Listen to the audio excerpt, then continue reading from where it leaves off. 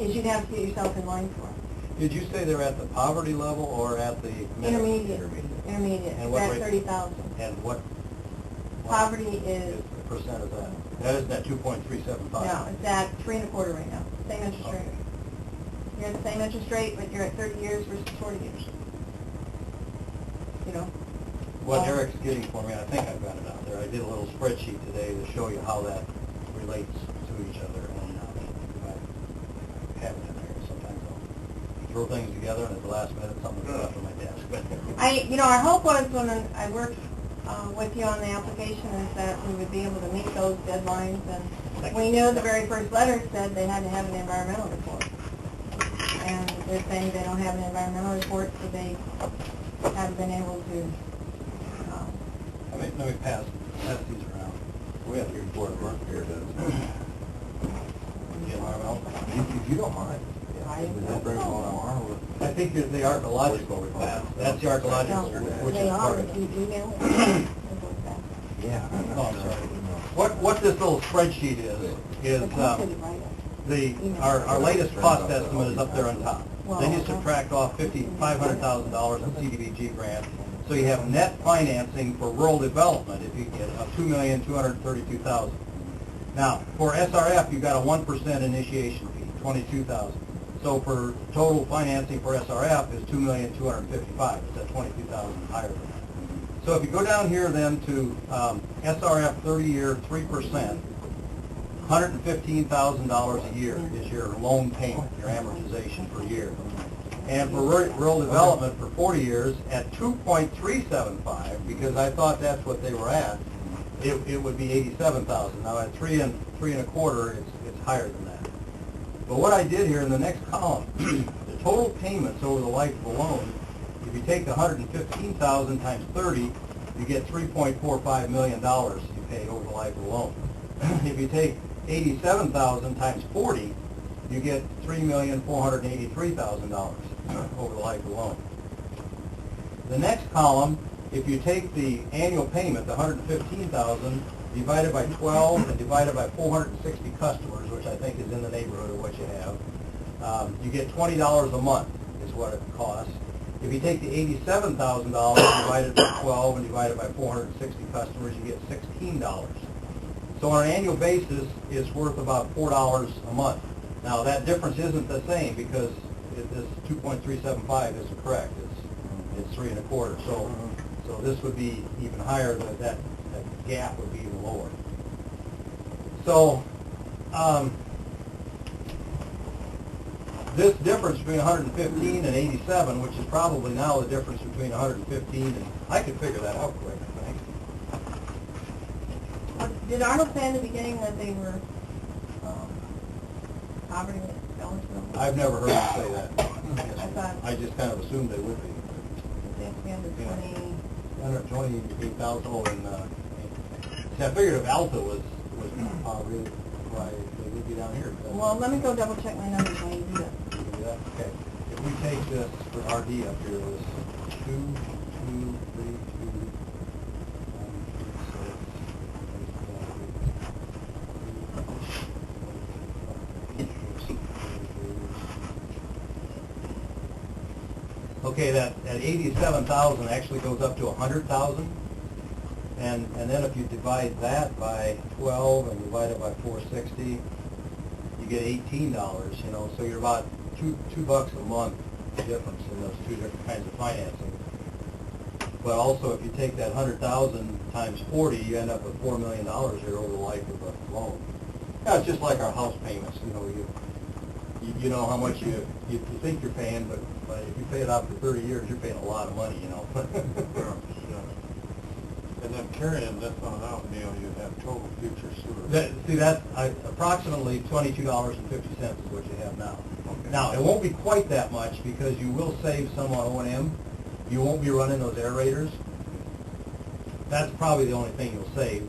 You're still going to employ Bill. He might have more time to do other things in town. You won't have to be spending quite as much time, but you will save electricity and stuff. Looking at $20 more on the bill on everybody. This less the difference in O&M. The $20 less the O&M, right by $18. Okay.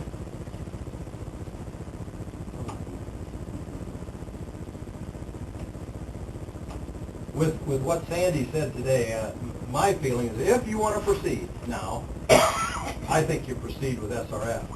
If you want to just cool it, nobody is, you know, if you can still operate the system and We're not under orders. you're not under orders and wait through another funding cycle, then that may be the way to do it. And when would that come up again, though? Well, what she was telling us, what did she say? Next year. Next year. We have, As long as that $500,000 stays there, that's what we we are are. having a few more issues out there. Getting violations. Well, we're having some, being over, and Yeah. that's kind of nice to be able to say, well, we're doing that. It is. It's kind of keeping them off. Neil, I have a question on this project cost estimate of $2,700,000 some thousand.